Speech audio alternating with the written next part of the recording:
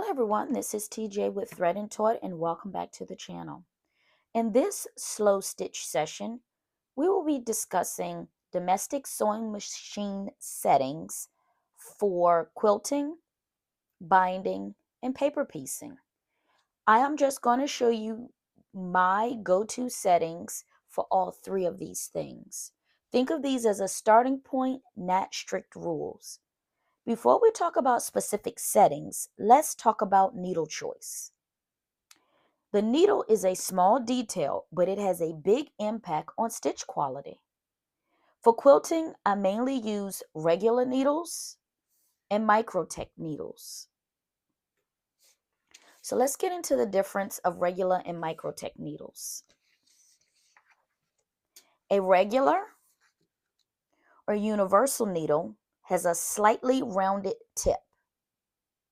It's designed to work with a wide variety of fabrics. This is often the needle that comes pre-installed in your machine. The benefits for quilting are they're forgiving and versatile. They work well for general piecing and everyday sewing. And if you're sewing through mixed layers or slightly thicker seams, a regular needle can be a good choice. Now enters the Microtex needle. Just going to lift this up so you can see this is also a 80/20. They have Schmidt's has changed the packaging, so you can see that it says Microtex right here on the bottom. A Microtex needle has a very sharp, fine point. It's designed to pierce the fabric cleanly rather than pushing fabric fibers aside. The sharp points give you crisp, precise stitches. They're especially helpful for straight seams, fine fabrics, and dense piecing. They shine when accuracy matters. A distinction between the two. A regular needle is more rounded and flexible. A Microtex needle is sharper and more precise.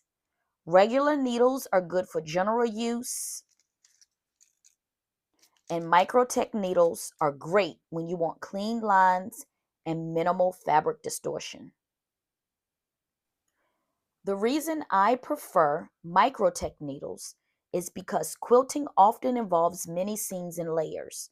A Microtex needle helps the fabric feed smoothly. It reduces skipped stitches and fabric drag. That's why I use a Microtex needle for piecing, paper piecing, and even binding when possible. Now, I don't always have Microtex needles on hand, so I just use what I have.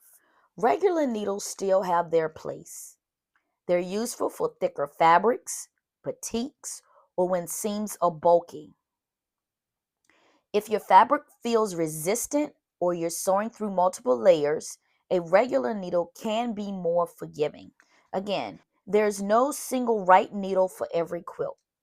If your stitches look clean and your fabric feels happy, your needle choice is working. Small adjustments can make quilting feel smoother and more enjoyable. Okay. Now let's talk about what I use for my regular quilting. For regular quilting on my domestic sewing machine, I keep things simple and consistent. I use a 50 weight cotton thread, which is usually Dove 2600 in Arfil, and an 80/20 either regular, but most of the time Microtex needle. And my stitch length is set to 2.0. This combination gives me clean stitches and steady feeding without stressing the fabric. If I'm working with thicker seams, I might switch to a regular needle, but these settings are my starting point. So now let's talk about my paper piecing settings. Paper piecing needs a few adjustments. I still use my 50 weight cotton thread, but I switch to a 70/10 Microtex or regular needle. My stitch length goes shorter between 1.6 and 1.8. That shorter stitch length is important because it makes the paper much easier to remove later. The sharp Microtex needle helps keep the seams crisp and accurate.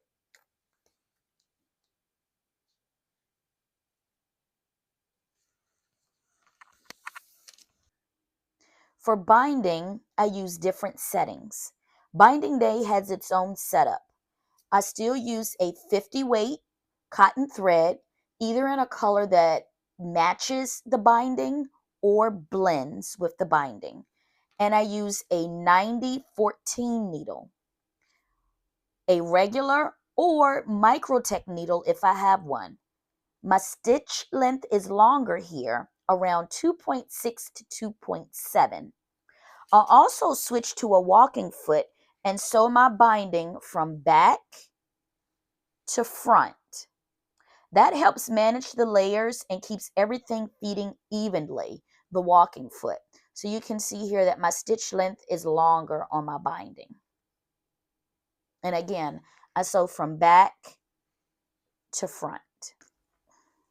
Small changes in needle choice and stitch length make a big difference in how quilting feels. Slow stitching starts with paying attention to those details. These settings aren't rules, they're a foundation you can adjust as needed. If you have preferred settings or a needle combination that works well for you, feel free to leave a comment below. Until next time, thank you for joining me. Bye.